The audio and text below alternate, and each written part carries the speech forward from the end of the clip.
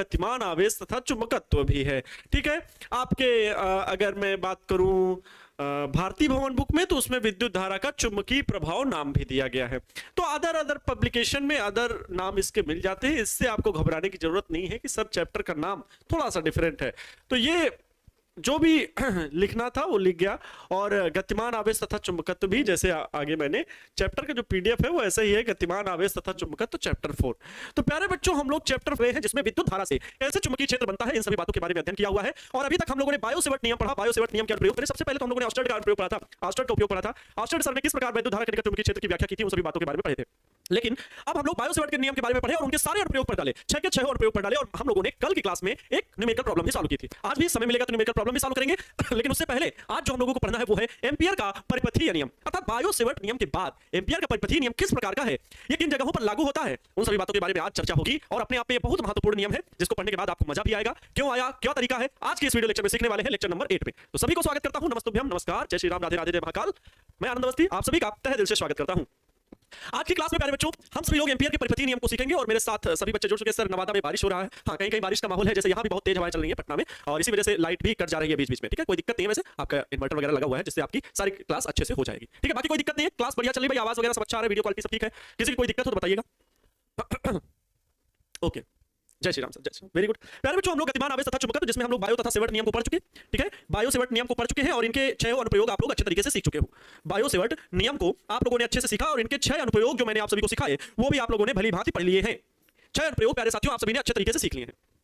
Biot-Savart नियम कुछ इस प्रकार से था, dB इक्वल टू किसी बिंदु पर उत्पन्न चुंबकीय क्षेत्र के लिए dB equal to mu naught upon में 4 pi I dl sin theta upon में r स्क्वायर। इस सूत्र की मैं चर्चा इसलिए हर रोज करता हूं क्योंकि ये सूत्र अगर आपको याद है तो 6 अनुप्रयोगों के सूत्र निकालना आसान हो जाता है। और जब 6 अनुप्रयोग के सूत्र निकालना आसान हो जाएगा तो वो 6 अनुप्रयोग जो है ना, तो उनके फार्मूले अपने आप याद हो जाएंगे। क्योंकि थोड़ा टाइम हो सकता है लग जाए कैलकुलेट करने में, पर अगर ये फार्मूला याद है ना तो इससे इन 6 अनुप्रयोगों के सूत्र प्राप्त करना आसान हो जाएगा। ठीक है, ओके, वेरी गुड। चले प्यारे बच्चों, सर सच में फिजिक्स से लव हो गया है। 3-4 घंटे फिजिक्स पढ़ते हैं, डेरिवेशन को रिवीजन करते हैं, power of target. Anand sir, गजब गजब, बहुत बहुत शुक्रिया। हाँ, फिजिक्स से क्या आपको हर सब्जेक्ट से प्रेम हो जाएगा, वैसे सारे सब लोग अच्छे ही पढ़ाते हैं, लेकिन किसी किसी सब्जेक्ट से हम लोगों का टच हो जाता है। क्यों? जैसे किसी किसी का मैथमेटिक्स से टच हो जाता है, मेरा ही मैथमेटिक्स से इंटरमीडिएट और हाई स्कूल सब में बहुत टच रहा है। मैथमेटिक्स में नंबर भी अच्छे आते थे, लेकिन पढ़ने में जो मजा आता था, जो इंटरेस्ट, और फिर जैसे जैसे आगे हायर एजुकेशन में जाते गए तो फिजिक्स के प्रति इंटरेस्ट बढ़ता गया। उसका एक रीजन यही था कि फिजिक्स में ऑलरेडी मैथमेटिक्स इंक्लूड है। मतलब आप फिजिक्स पढ़ रहे हो तो जो डेरिवेशन के लिए आपको जरूरत पड़ती है ना मैथ की, तो ऑलरेडी वो चीज यहाँ पर आ रही है। और फिर फिजिक्स हमें क्या देती है, सोच देती है कि ये चीज कैसे हो रही है, हाउ इट पॉसिबल। तो वो चीजें क्या है, अपने मन में थॉट थिंकिंग की प्रेरणा जो है ना वो बनने लगती है। इसलिए फिजिक्स थोड़ा सा सभी को अच्छी लगती है और कहीं इसी वजह से कठिन भी बन जाती है। कई बार बच्चे इमेजिन नहीं कर पाते वो चीजें, जैसे अब वीडियो लेक्चर्स में आपको सब कुछ देखने को मिलेगा। चले प्यारे बच्चों, एम्पियर का परिपथीय नियम हम लोग आज पढ़ेंगे। एम्पियर सर्किटल लॉ जिसे बोलते हैं, इंग्लिश में भी याद रखना, एम्पियर सर्किटल लॉ, एम्पियर का परिपथीय नियम। अगर आपसे कोई इंग्लिश में पूछ ले एम्पियर सर्किटल लॉ तो समझ जाना एम्पियर के परिपथीय नियम की बात कर रहे हैं।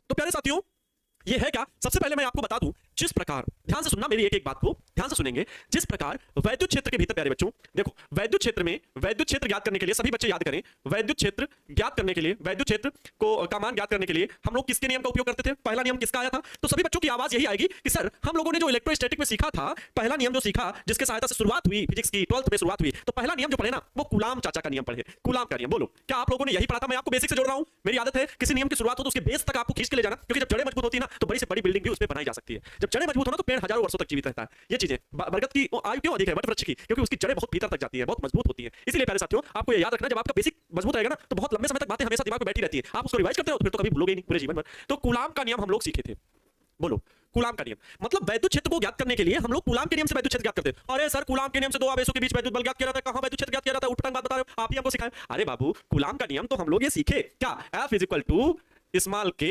Q1 Q2 अपान में R स्क्वायर। ये बात तो सत्य है, लेकिन इसी वैद्युत बल का अनुभव इन्हीं के नियम द्वारा वैद्युत क्षेत्र की तीव्रता भी हम लोग पढ़ते हैं, जो E बराबर F अपान में Q पढ़ते हैं, E बराबर F अपान में Q। तो ये F जो ज्ञात हुआ ना वो यहीं पर है, दो आवेशों के बीच लगने वाला बल। तो उनमें से F अपान में Q बोलो या F अपान में परीक्षण आवेश Q नॉट को लेकर के हम लोग सॉल्व करते हैं। तो आप जरा हमें ये बताएं कि क्या वैद्युत क्षेत्र की तीव्रता का मान ज्ञात करने के लिए, वैद्युत क्षेत्र की तीव्रता का मान ज्ञात करने के लिए हम लोग E बराबर F अपान में Q नॉट लगाते थे कि नहीं? एकल बिंदु आवेश के कारण उत्पन्न वैद्युत क्षेत्र की तीव्रता तो वो कूलाम के नियम से ही प्राप्त होता है। ठीक है, बात को समझना एक एक ध्यान से। दूसरा प्यारे बच्चों, दूसरा कथन ये आया वैद्युत क्षेत्र को ज्ञात करने के लिए, दूसरा पॉइंट ये आया, दूसरा पॉइंट आया था जब कुछ ऐसी किसी एक बिंदु के आवेश के कारण उत्पन्न वैद्युत क्षेत्र ज्ञात करना हो तब तो हम E बराबर F अपान Q नॉट लगा लेते हैं। लेकिन ये चालक तार है, इसमें बहुत सारा आवेश फैला हुआ है, या फिर किसी पृष्ठ में बहुत सारा आवेश फैला हुआ है। आप किसी प्लेट पर, है ना, आपके घर पे गोल गोल थाली है, उसमें बहुत सारा आवेश फैला हुआ है। अब उस आवेश के कारण r दूरी पर कहीं पर चुंबकीय क्षेत्र वैद्युत क्षेत्र निकालना होता तो तब क्या करते थे? बताओ।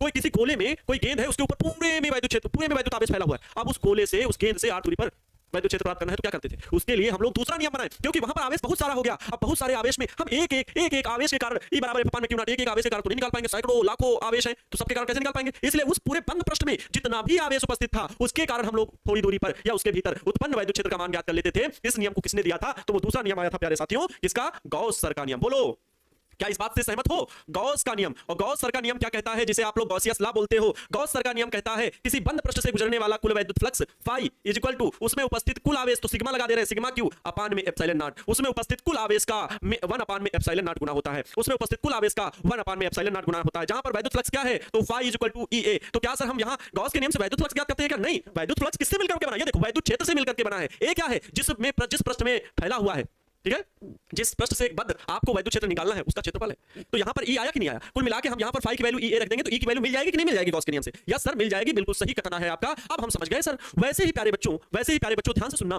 ठीक वैसे ही एम्पियर का परिपथीय नियम है। मैं बात कर रहा हूं आप सभी से, अभी मैंने आप सभी से बात की वैद्युत क्षेत्र की, अब आपसे बात करूंगा चुंबकीय क्षेत्र की, अब आपसे बात करूंगा चुंबकीय क्षेत्र की, ठीक है, चुंबकीय क्षेत्र की। अब चुंबकीय क्षेत्र से संबंधित आपका पहला नियम कौन सा आया, चुंबकीय क्षेत्र से संबंधित आपका पहला नियम कौन सा आया, तो आप सभी का जवाब आएगा सर पहला नियम बायो तथा सेवर्ट नियम आया, बायो तथा सेवर्ट नियम आया।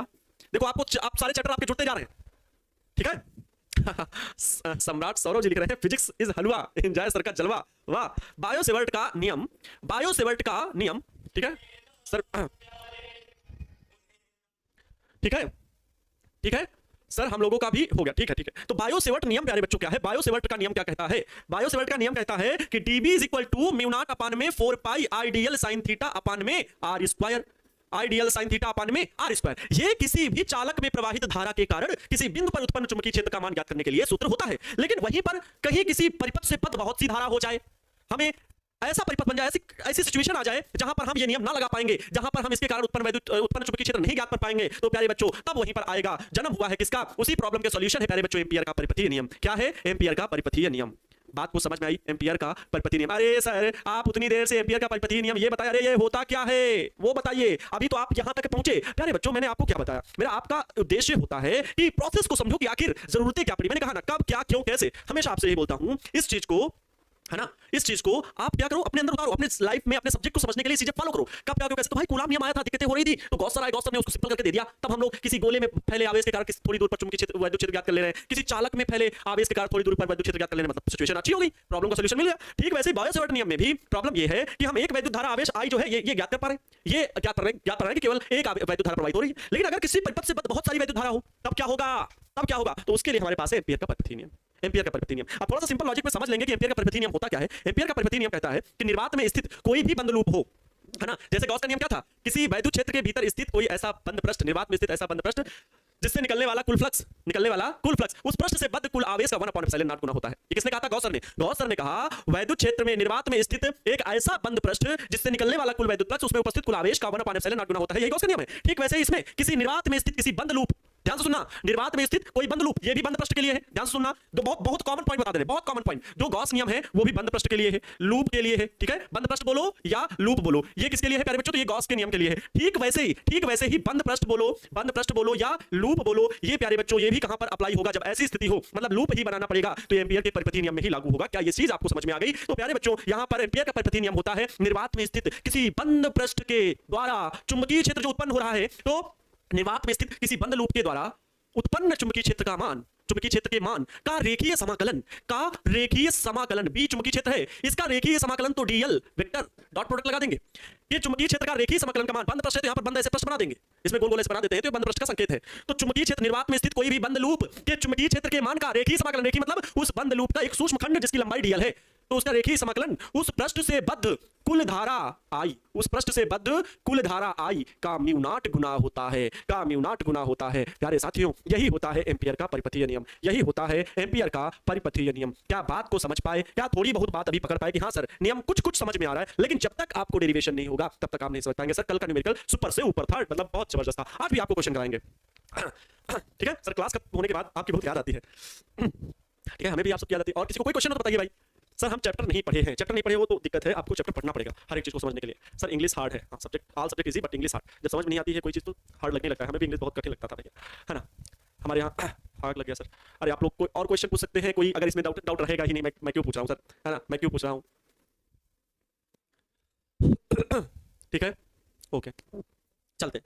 तो एम्पियर के परिपथीय नियम के अनुप्रयोग भी सीखने हैं। उससे पहले आपको एम्पियर के परिपथीय नियम का, अभी हम लोग सेंटेंस लिखेंगे एम्पियर के परिपथीय नियम का। ये तो मैंने क्या बताया आपको, बेसिक बताया कि कैसे क्यों क्यों एम्पियर के परिपथीय नियम की जरूरत पड़ी कि किसी बंद पृष्ठ से बहुत सारी धाराएं हो जाएंगी। तब हम क्या करेंगे, हमारे पास क्या सिचुएशन होगी, क्या मैं हर एक प्रवाहित धारा, एक चालक में जो प्रवाहित धारा, सभी धाराओं के कारण उत्पन्न, मान लो ये गोल गोल है, इसमें एक धारा इधर जा रही है, एक धारा इधर जा रही है, एक धारा इधर आ रही है, ये धारा ऐसे ऐसे बताओ, इसमें I1 है, इसमें I2 है, इसमें I3 है, और यहाँ पर कह दे, यहाँ पर निकालो चुंबकीय क्षेत्र। समझना, फिर से समझना, मैं प्यारे बच्चों मैं कह दूं एक तार है जिसमें ये धारा इधर जा रही, दूसरा तार ये है, इसमें भी धारा I1 है, I2 है, ये तार है, इसमें I3 धारा इधर जा रही। अब आपसे कह दे यहाँ पर उत्पन्न चुंबकीय क्षेत्र निकालो, मतलब बिंदु P पर उत्पन्न चुंबकीय क्षेत्र का मान ज्ञात करो। कैसे ज्ञात करोगे, पहले I1 के कारण निकालोगे बायोट के नियम से, फिर I2 के कारण निकालोगे, फिर I3 के कारण निकालोगे, ऐसे ऐसे निकालोगे अलग अलग। लेकिन प्यारे साथियों, जो एम्पियर सर थे उन्होंने एक नियम बना दिया, कहा कि भाई अगर इसको इसी त्रिज्या और इसमें से इन तीनों को जो तार है इनके बीच में कोई पॉइंट मान लो जो वो पॉइंट समान दूरी पर हो, और उसी को केंद्र मान करके इस बिंदु से P से जाने वाला एक बंद पृष्ठ की कल्पना कर लीजिए। ठीक है, बिंदु P से जाने वाले एक बंद पृष्ठ की कल्पना कर लीजिए, तो कहते हैं कि इसके भीतर जो कुल धारा है उसमें उपस्थित ये जो चुंबकीय क्षेत्र का रेखीय समाकलन है उसका म्यू नॉट गुना होता है, ये कह दिया। ठीक है, कुल धारा का कितना म्यू नॉट गुना, मतलब आसान हो जाएगा। अब आपको बार-बार कैलकुलेशन नहीं करना, बल्कि इस सूत्र से आप डायरेक्ट B का मान तुरंत निकाल लोगे, तो हुआ ना आसान। तो प्यारे साथियों, इसीलिए इस नियम की आवश्यकता पड़ी। आइए समझाते हैं और आगे। ठीक है, एम्पियर का परिपथीय नियम होता क्या है, सबसे पहले उसका सेंटेंस लिखना जरूरी है। तो लिखेंगे प्यारे साथियों, आप सभी लोग हेडिंग लगाएंगे अपनी कॉपी में, एम्पियर का परिपथीय नियम, एम्पियर का परिपथीय नियम। तो हमारे साथ कॉपी में ये जरूर नियम लिखेंगे, है ना। ऐसा तो मैं नहीं कहता हूं कि लेक्चर के साथ साथ लिखो, क्योंकि लेक्चर के साथ साथ लिखने का अर्थ हो जाता है कि आपका ध्यान भटक जाता है, लेकिन ये क्योंकि बहुत इंपॉर्टेंट है लिखना ये चीज कि आप साथ साथ लिखोगे ना तो तुरंत याद हो जाएगा। ठीक है, क्या है, चलो समझाते हैं। एम्पियर का परिपथीय नियम क्या है। एम्पियर के परिपथीय नियम के अनुसार या इस नियम के अनुसार, बहुत अच्छे से लिखेंगे, बढ़िया राइटिंग में, जब राइटिंग आपकी अच्छी हो ना तो सामने वाला एग्जामिनर मजबूर हो जाता है पूरे नंबर देने में। इस नियम के अनुसार क्या कहा है एम्पियर सर ने कहा है इस नियम के अनुसार, निर्वात में स्थित किसी बंद लूप, ठीक है, निर्वात में या वायु में, ऐसा लिख सकते हो, मतलब कोई अवरोध ना हो, कहने का अर्थ निर्वात का अर्थ ये हो गया कि कोई अवरोध ना हो। निर्वात में स्थित किसी बंद लूप के चुंबकीय क्षेत्र, बंद लूप के चुंबकीय क्षेत्र के मान का क्या लिखना है, निर्वात में स्थित किसी बंद लूप के चुंबकीय क्षेत्र के रेखीय समाकलन का मान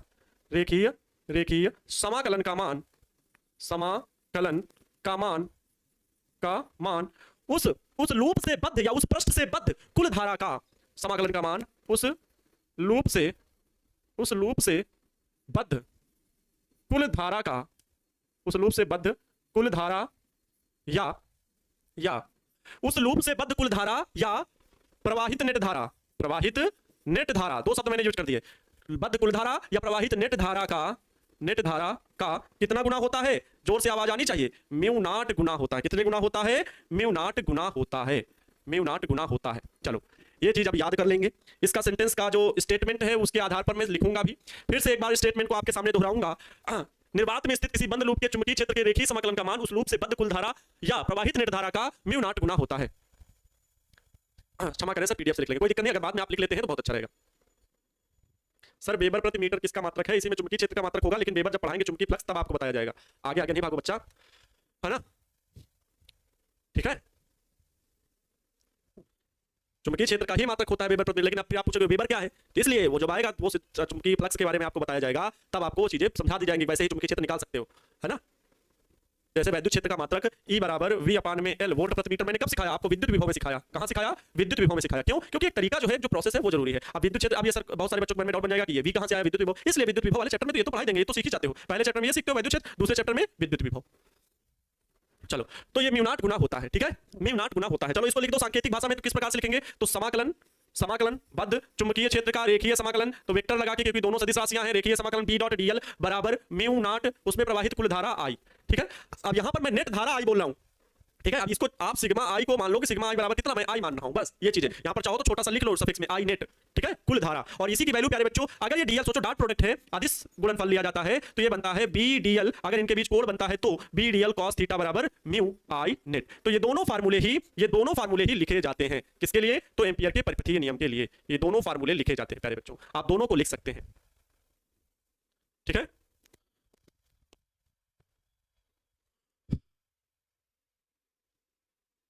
ठीक है, बोलो,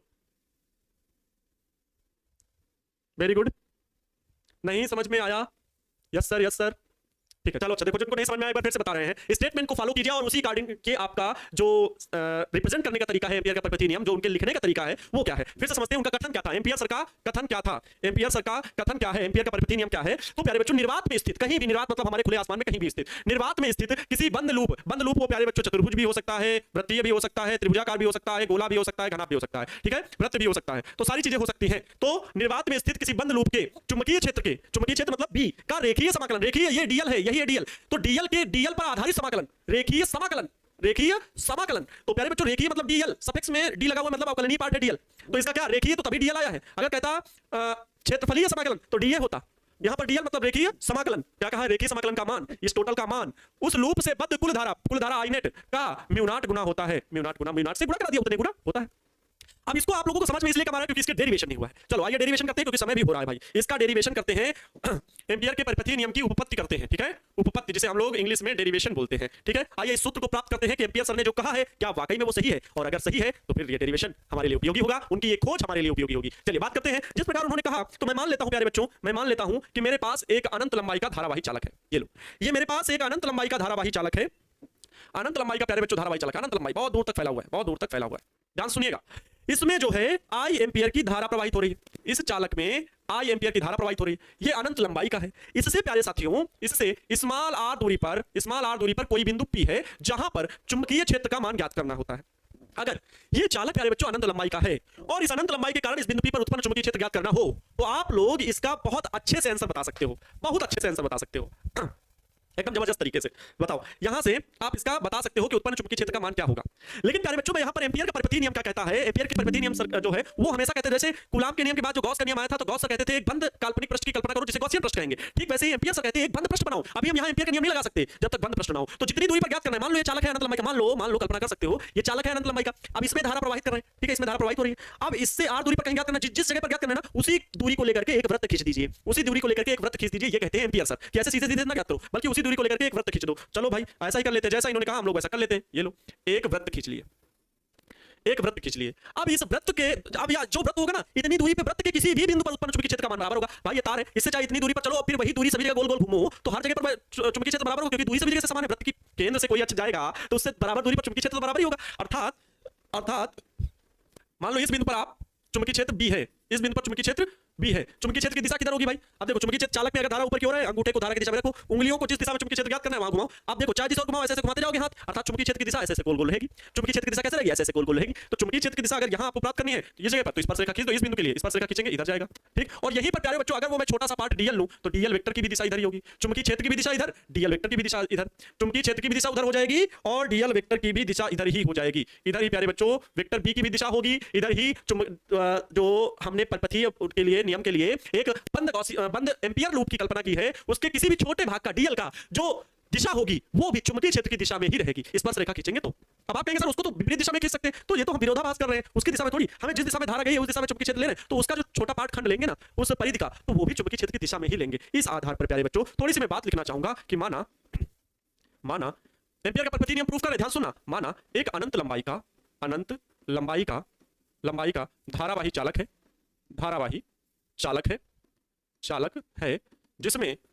जिसमें आई एम्पियर की धारा प्रवाहित हो रही है, जिसमें आई एम्पियर की धारा प्रवाहित हो रही है, आई एम्पियर की धारा प्रवाहित हो रही है, ठीक है, आई एम्पियर की धारा प्रवाहित हो रही है, ठीक।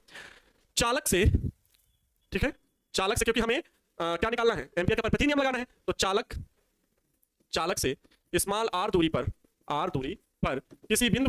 किसी बिंदु पी पर चुंबकीय क्षेत्र ज्ञात करना है, चुंबकीय क्षेत्र ज्ञात करना है। तो इसके लिए अगर चुंबकीय क्षेत्र ज्ञात करते थे तो बायो-सैवर्ट नियम लगाते थे। हम यहाँ पर एम्पियर का परपथीय नियम प्रूव करना चाहते हैं, तो इसके लिए भाई चुंबकीय क्षेत्र तो ज्ञात है, हम लोग बायो-सैवर्ट नियम लगा लेंगे। यहाँ पर लैंग्वेज में हम थोड़ा सा ये चेंज करेंगे कि चालक से आर दूरी की त्रिज्या लेकर, आर दूरी की त्रिज्या लेकर चित्र के अनुसार भाषा लिखनी चाहिए, चित्र के अनुसार। अभी हम कह रहे थे चुंबकीय क्षेत्र ज्ञात करना है, तो चुंबकीय क्षेत्र तो हम लोग बायो-सैवर्ट के नियम से ऑलरेडी ज्ञात कर चुके हैं, अनंत लंबाई के कारण किसी बिंदु पर चुंबकीय क्षेत्र का मान ज्ञात करना, वो तो हमें ज्ञात है। अभी हम लोग एम्पियर के परपथीय नियम से भी ज्ञात करेंगे अनंत लंबाई के कारण। फिलहाल अभी हम एम्पियर का परपथीय नियम प्रूव कर रहे हैं, तो हम लोग जानते हैं आर दूरी पर क्या किए हैं, आर त्रिज्या लेकर एक एम्पियर लूप की कल्पना करते हैं, एम्पियर लूप की कल्पना करते हैं। आप ध्यान से सुनिएगा, कल्पना करते हैं। बायो तथा सेवर्ट नियम से आप लोग क्या समझते हो? बायो तथा सेवर्ट नियम से चाहे लूप के इस बिंदु पर, चाहे इस बिंदु पर, चाहे इस बिंदु पर, इस बिंदु पर, बायो सेवर्ट नियम से देखें तो लूप के हर एक बिंदु पर चुंबकीय क्षेत्र का मान आप ज्ञात कर सकते हो। तो मैं कह सकता हूं लूप के प्रत्येक बिंदु पर उत्पन्न चुंबकीय क्षेत्र, लूप के प्रत्येक बिंदु पर उत्पन्न चुंबकीय क्षेत्र, उत्पन्न चुंबकीय क्षेत्र। बोलो, लूप के हर एक, जो हमने लूप बनाया है, जो गोल गोल एक बंद आकृति का लूप बनाया है, इसके हर एक बिंदु पर उत्पन्न चुंबकीय क्षेत्र जो ज्ञात करेंगे वो किसके नियम से? बायो सेवर्ट नियम से। ध्यान सुनोगे तभी, जब पूरा कंप्लीट हो जाएगा तब मजा आएगा। बायो सेवर्ट नियम से, बायो सेवर्ट नियम से। जल्दी से बताओ क्या था? बायो सेवर्ट नियम से हमें कौन बता सकता है अनंत लंबाई के कारण उत्पन्न चुंबकीय क्षेत्र? जल्दी से मैसेज करोगे, बताओ। तो म्यू नॉट अपान में 2 पाई आई अपान में आर। अब कुछ बच्चे कहेंगे यहाँ पर ए सर दूरी थी ना, ए यहाँ पर अनंत लंबाई के लिए लंबवत दूरी ए माने थे, तो वहां ए माने थे, यहाँ आर मान लिया, तो हम आर को चेंज नहीं करने जा रहे हैं, ए भी चेंज कर, ए को आर लिख ले रहे हैं। ठीक, बस कॉन्सेप्ट वही रहना चाहिए। ठीक है, हाँ सर ऊपर की और स्पर्श रेखा कैसे हुआ? भाई ऊपर की ओर देखो, ऐसे यहाँ पर अंदर की ओर ऐसे है। चुंबकीय क्षेत्र की दिशा, अगर धारा की दिशा देखें तो इस दिशा में चुंबकीय क्षेत्र की दिशा ऐसे गोल गोल होगी। अब यहाँ पर हम बोर्ड को तोड़ के नहीं बना सकते हैं चित्र, तो ऐसे गोल गोल बनाया गया है। तो चाहे जहां स्पर्श रेखा खींचोगे, अब जैसे यहाँ पर स्पर्श रेखा खींचने के लिए कहा जाएगा तो आप इधर खींचोगे। अब धारा की चुंबकीय क्षेत्र की दिशा इधर, और उसके सूक्ष्म खंड जो यहाँ पर, जहां पर आप चुंबकीय क्षेत्र ज्ञात किए हो, उस सूक्ष्म खंड डीएल की भी दिशा इधर ही हो जाएगी। दोनों एक ही दिशा में, डीएल वेक्टर और बी, ये दोनों एक ही दिशा में। जहां पर सूक्ष्म खंड ले रहे हो तो आप उस चुंबकीय क्षेत्र की दिशा का ही लोगे, वो तो आप कहोगे कि इधर भी हो जाएगा, उस सूक्ष्म खंड की दिशा चुंबकीय क्षेत्र की दिशा में। अब बताओ ये चुंबकीय क्षेत्र का मान होता है कि नहीं? b 2 पाई आई अपान में आर। अब अगर मैं एम्पियर का परिपथीय नियम, एम्पियर के परिपथीय नियम का सेंटेंस लूं, ठीक है, एम्पियर के परिपथीय नियम से, एम्पियर का परिपथीय नियम, उसका मैं एलएचएस लूं, परिपथीय नियम। परिपथीय नियम कहता है कि समाकलन भैया वेक्टर b डॉट डीएल, या इसका ये वाला रूप लिखिए, ये वाला रूप लिखिए, कौन सा? b डीएल cos थीटा बराबर कितना? तो म्यू नॉट आई, प्रवाहित धारा म्यू नॉट आई, ये कहते हैं एम्पियर का परिपथीय नियम। चलो इसका एलएचएस लेते हैं और आरएचएस प्रूव करके देखते हैं कि आता है कि नहीं। एलएचएस लेते हैं और आरएचएस प्रूव करके देखते हैं आता है कि नहीं। भाई अगर आ जाता है तो मतलब एम्पियर सर अपनी जगह बिल्कुल सही है। एलएचएस है समाकलन, एलएचएस है समाकलन b dot DL cos theta, b vector b dot DL था तो उसको पूरा संपूर्ण करके लिखे b डीएल cos थीटा। अब ये एलएचएस है, इसको हम लोग हल करते हैं। ठीक है, चलो इसको उस तरफ भी लिख लेते हैं, मतलब अगली स्लाइड में। एलएचएस क्या हम लिए हैं प्यारे बच्चों? एलएचएस लिए हैं समाकलन b डीएल cos थीटा। अब इसको लेकर के चलेंगे, आरएचएस आ जाना चाहिए, आरएचएस आ जाना चाहिए। अगर आ गया तो एम्पियर का परिपथीय नियम बिल्कुल सही है। तो देखो समाकलन b dl cos थीटा बराबर कितना है भाई? चाहे जिस जगह पे देखोगे लूप के हर एक जगह पर थीटा बराबर होगा 0 डिग्री, क्योंकि b और dl एक ही दिशा में। तो cos थीटा की जगह पर क्या 0 डिग्री, cos 0 की वैल्यू कितनी हो जाएगी? 1 हो जाएगी। तो ये आ जाएगा समाकलन बद्ध b dl बराबर आ जाएगा। बोलो यही आ जाएगा भाई, b dl आ जाएगा, cos 0 की वैल्यू 1 हो गई ना। अच्छा अब यहां पर ध्यान देंगे कि b की वैल्यू क्या है, b की, अब यहां पर समाकलन जिसका करना है किसका? dl, b की वैल्यू टोटल क्या है? टोटल वैल्यू समाकलन बनाएंगे म्यू नॉट अपान में 2 पाई i अपान में r है। बोलो म्यू नॉट, b की वैल्यू ये देखो लिखी हुई है, म्यू नॉट अपान में 2 पाई i अपान में r है, म्यू नॉट अपान में 2 पाई i अपान में r, इनटू का क्या है? ये dl, dl लिख दिए।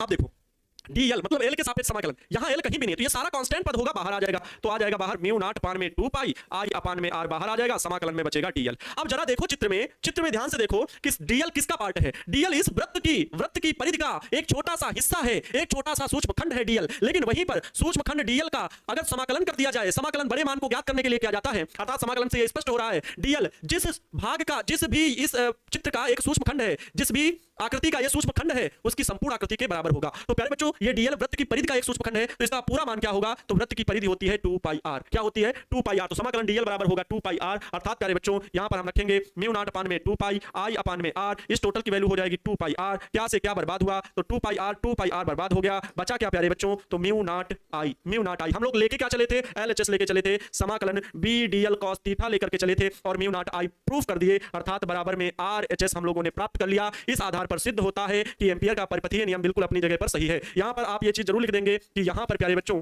यहां पर हमने क्या किया है कि समाकलन dl की वैल्यू वृत्त की परिधि 2 पाई r क्या है? तो त्रिज्या के बराबर है। यहां पर जो ये dl है ये इसके मान के बराबर होगा, और सारे मान ये b की वैल्यू क्या है? तो यहां पर हम रखे हैं किसके? अनंत लंबाई के चालक, अनंत लंबाई के चालक के कारण चुंबकीय क्षेत्र, चालक के कारण चुंबकीय क्षेत्र का मान रखे हैं, चुंबकीय क्षेत्र का मान रखे हैं। कितना रखे हैं? तो b बराबर रखे हैं म्यू नॉट अपान में 2 पाई i अपान में r रखे हैं। इस b की वैल्यू को हमने यहां पर ये रखा है म्यू नॉट अपान में 2 पाई i अपान में r। सर चुंबकीय क्षेत्र में b dl क्या है भैया? सर सिद्धांत क्या है और क्या निकाल रहे हैं प्लीज बताइए। सर चुंबकीय क्षेत्र में b में dl तो होगा ही ना, तो उसमें dl क्यों लिए उस सूत्र में? क्या हम समझ नहीं पा रहे हैं भैया। 1 डिग्री नहीं भैया, 0 डिग्री कहा जा रहा है। 1 डिग्री कहाँ कहा जा रहा है? 1 डिग्री कहाँ कब कहा दिया गया? थीटा बराबर 0 डिग्री कहा जा रहा है भैया, और cos 0 की वैल्यू 1 होती है, तो यहाँ 1 लिख दिया गया। 1 cos 0 की टोटल वैल्यू कितनी होती है? ये तो याद रखो भैया, cos 0 डिग्री बराबर 1 होता है। कितना भैया बेसिक होगा? कितना कमजोर बेसिक होगा? थीटा बराबर 0 कैसे हुआ? अरे भाई b चुंबकीय क्षेत्र की भी दिशा उसी दिशा में, dl भी उसी दिशा में, तो दोनों के बीच कोई कोण नहीं बन रहा है, तो 0 डिग्री होगा। और किसी को कोई दिक्कत? सर 2 पाई r क्यों लिखे? 2 पाई आर क्यों लिखे? ये वृत्त की परिधि होती है बाबू 2 पाई आर, ये टोटल वृत्त की परिधि होती है 2 पाई आर, और इस पूरे वृत्त के भीतर ही तो ये पूरा बंद लूप की कल्पना की है। एम्पियर सर ने कहा एम्पियर लूप की कल्पना करते हैं, ठीक है? तो ये कल्पना करते हैं, आप कह रहे हैं इससे बद्ध कुल धारा कितनी धारा है? तो आई ही है, और ये लूप का टोटल मान कितना है? 2 पाई आर, लूप की परिधि 2 पाई आर। लूप के जो द्वारा लूप के भीतर जो चुंबकीय क्षेत्र बन रहा है, या लूप में जो चुंबकीय क्षेत्र बन रहा है, उसके रेखीय समाकलन का मान, यही तो उन्होंने कहा है, उसके रेखीय समाकलन का मान म्यू नॉट आई होता है। तो चलो इसके द्वारा, इस चालक के द्वारा जो चुंबकीय क्षेत्र बना बी, वो कितना बना? ये वैल्यू बनी है, बी बराबर म्यू नॉट अपान में 2 पाई आई अपान में आर, बायोट के नियम से निकालें। तो ये रखे, और डीएल क्या है? लूप का सूक्ष्म भाग है, तो पूरा भाग कितना होगा? तो वृत्त की परिधि तो टोटल होगी, समाकलन लगा दिया, तो डीएल का मतलब पूरा हो गया 2 पाई आर। सर कितने नंबर का आता है? 2 नंबर का आ सकता है, 5 नंबर का आ सकता है, केवल एम्पियर का परिपथ नियम लिखने को आ सकता है। दिशा कैसे निर्धारित कर रहे हैं सर, प्लीज बताइए। कितनी बार बताया जाए, आप लोग एक बार नहीं समझो। दिशा देखो, दिशा कह रहे हैं चालक में जिस दिशा में धारा प्रवाहित हो रही है, उस दिशा में अपने दाहिने हाथ के अंगूठे को रखते हैं, और जिस ओर चुंबकीय क्षेत्र ज्ञात करना होता है उसे और उंगलियां रखते हैं। अब उंगलियां घूमने की दिशा में चुंबकीय क्षेत्र होता है। अब उंगलियां किस ओर घूम रही है? अंदर की ओर, ऐसे घूमती जाएंगी। चार्ज मतलब पूरे वृत्त में अगर देखेंगे तो इस प्रकार से घूमेंगे। अगर धारा ऊपर दिशा में, तो चुंबकीय क्षेत्र इस दिशा में ऐसे बनेगा। चुंबकीय क्षेत्र फील करना सीखो। सभी का सवाल सुनकर हंसी आ रहा है। हाँ, कुछ तो कभी कभी हमें भी आ जाती है। ठीक है, चलो समझ गए, ये डेरिवेशन है। चलो अब एक अनुप्रयोग करते हैं। अब अनुप्रयोग जो है ना, वो एम्पियर का जो परिपथीय नियम आप लोग प्रूफ किए हैं, समय भी देखते रहना, एम्पियर का जो परिपथीय नियम आप लोग प्रूफ किए हैं, इसी का अपोजिट आपको बनाना है, इसी का अपोजिट आपको प्रूफ करके दिखाना है। देखो आप प्रूफ करके दिखाते हैं, मतलब एम्पियर के परिपथीय नियम का अगर प्रयोग कर लिए, उसके अनुप्रयोग से प्यारे बच्चों क्या ज्ञात करना है? एम्पियर के परिपथीय नियम के अनुप्रयोग, application of ampere circuit law. तो इसके द्वारा जो अनुप्रयोग हमें पढ़ने हैं वो टोटल 3 अनुप्रयोग पढ़ने हैं। कितने अनुप्रयोग पढ़ने हैं? 3 अनुप्रयोग पढ़ने हैं, जो कि जिसमें से आज एक अनुप्रयोग हम आपको पढ़ा दे रहे हैं। कल आपके एक अनुप्रयोग की बहुत लेंथी डेरिवेशन होंगे अगले वाले, तो कल एक परसों एक हो सकता है, अगर कल दोनों हो जाएंगे तो दोनों बता देंगे। अभी आज सीखिए पहले अनंत लंबाई के सीधे धारावाही तार के कारण उत्पन्न चुंबकीय क्षेत्र। अनंत लंबाई के सीधे धारावाही तार के कारण उत्पन्न चुंबकीय क्षेत्र, magnetic field due to an infinity long straight current carrying conductor. अब ध्यान सुनो, अनंत लंबाई वही चीज जैसे अभी चित्र बनाया था, ठीक, इसमें बताना कुछ है नहीं बाबू, इसमें कुछ हम नहीं बताएंगे, आप खुद डेरिवेशन करिए। देखिए ये कोई अनंत लंबाई का चालक है, पहले चालक बना लो। ये अनंत लंबाई का चालक है, ये अनंत लंबाई का चालक है। क्या कह रहे हैं? अनंत लंबाई के सीधे धारावाही चालक है। तो ये लो, धारा इसमें प्रवाहित हो रही है, ये धारा आई इसमें प्रवाहित हो रही है। अब इस चालक के कारण किसी भी दूरी पर आप चुंबकीय क्षेत्र का मान बताओ। तो हम लोग क्या करेंगे भाई? एम्पियर का नियम लगाना है ना। चलो एम्पियर का नियम अगर लगाना है तो इसके लिए हम आर दूरी पर मान रहे हैं, आर दूरी पर किसी बिंदु पी पर उत्पन्न चुंबकीय क्षेत्र बताना है। तो बिंदु आर दूरी पर जहां पर भी चुंबकीय क्षेत्र बताना है, अब उससे सभी दूरी पर समान ही चुंबकीय क्षेत्र होगा। तो एम्पियर सर कहते हैं आप एक बंद लूप की कल्पना कर लीजिए। ये लीजिए बंद लूप की कल्पना कर लिए, बंद लूप की कल्पना कर ली। तो आइए एम्पियर का परिपथीय नियम लगाते हैं। यहां पर लिखेंगे क्या? माना एक अनंत लंबाई का धारावाही चालक, एक अनंत लंबाई का, लिखना आना चाहिए लैंग्वेज। कभी कभी हो सकता है एग्जाम में आपको 2 नंबर का सवाल है, आपसे डेरिवेशन नहीं आ रहा है, लेकिन थोड़ी बहुत चित्र बना करके थोड़ा बहुत आपने लैंग्वेज लिख दिया और टूटा फूटा सूत्र भी पहुंच गए, तो आपको एग्जामिनर 2 नंबर का है तो 1 नंबर जरूर देगा। ठीक है, 2 नंबर का है तो 1 नंबर आपको जरूर देगा। ये चीजें याद रखें, ठीक है, बहुत जरूरी है। तो ये चीजें प्रोसेसिंग आपको आनी चाहिए। कॉन्सेप्ट को इतना बवाल बना के नहीं करे, एकदम ही नहीं आता था, ये सीखे ही नहीं हम, तो ये तो आपके भी बहाने हो गए, आपका टाल मटोल करने की आदत हो गई। आपको उसको फॉलो करना है, जितना आपको आता है आपने पढ़ा, मेहनत किया, अगर जितना आता है उतना लिखो। तो माना एक अनंत लंबाई का धारावाही चालक, और ये लैंग्वेज तो आना चाहिए लिखना।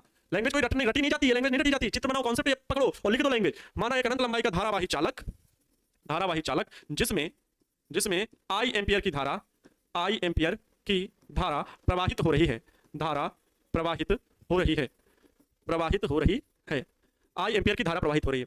चालक से आर दूरी पर बिंदु पी पर, चालक से स्मॉल आर दूरी पर बिंदु पी पर चुंबकीय क्षेत्र की गणना करनी है। यहां पर चुंबकीय क्षेत्र का मान ज्ञात करना है, लेकिन बायो-सैवर्ट नियम नहीं है। अब हम बायो-सैवर्ट नियम लगाएंगे ही नहीं, बायो-सैवर्ट नियम भूल जाओ एकदम, हम लगाएंगे केवल एम्पियर का परिपथीय नियम। देखना, तो बिंदु पी पर चुंबकीय क्षेत्र का मान ज्ञात करना है।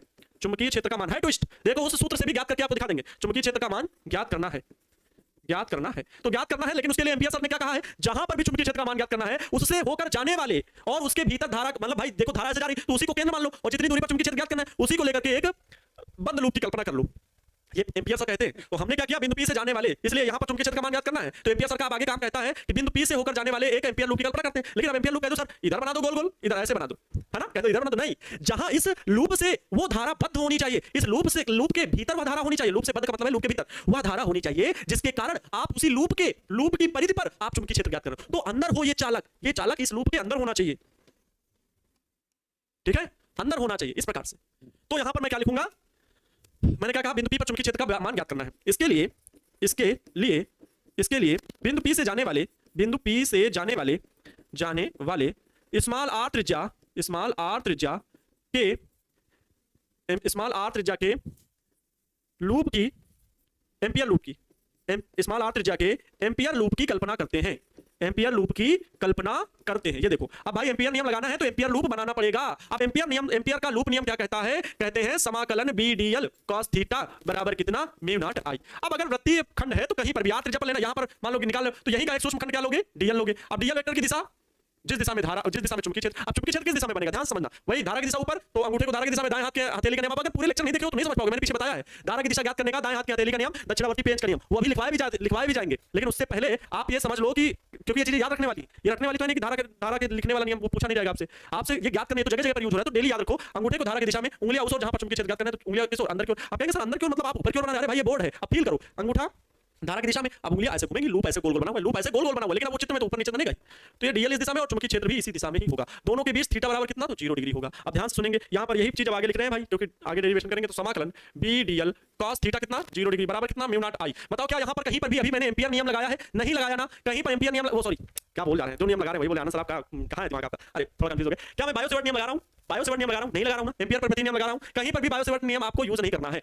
देखो cos 0 की वैल्यू कितनी होती है, समाकलन बी डीएल cos 0 की वैल्यू 1 होती है, 1 लिखा नहीं जाता, बराबर म्यू नॉट आई, बराबर म्यू नॉट आई। देखो b का मान आपको ज्ञात करना है और b यहां dl लिखा हुआ है, dl का मतलब हुआ l के सापेक्ष समाकलन, तो b तो कांस्टेंट है, तो b को आप बाहर कर लीजिए, समाकलन केवल बचा dl बराबर म्यू नॉट आई। इस b का तो मान आपको ज्ञात करना है ना, चुंबकीय क्षेत्र का मान ज्ञात करना है ना। अब ये नहीं कहते ना सर अभी आपने पीछे वाले डेरिवेशन में बताया कि इस चालक के कारण उत्पन्न चुंबकीय क्षेत्र b बराबर म्यू नॉट अपान में 2 पाई आई अपान में r, तो वो बायो सेवर्ट नियम से बच्चा ज्ञात कर चुके थे, उनकी मदद से हम एम्पियर का परिपथी नियम प्रूव कर रहे थे, इस वजह से मैंने सहारा लिया। लेकिन यहां आप डेरिवेशन एम्पियर के परिपथी नियम की सहायता से चुंबकीय क्षेत्र ज्ञात कर रहे हो, तो आप बायो सेवर्ट नियम से आपको ये आप भूल जाओ कि उनके नियम से आपने ज्ञात किया था r दूरी पर चुंबकीय क्षेत्र का मान, भूल जाओ। अब आप b निकालो, अब आप b की वैल्यू निकालो यहां पर, तो b dl बराबर म्यू नॉट आई dl।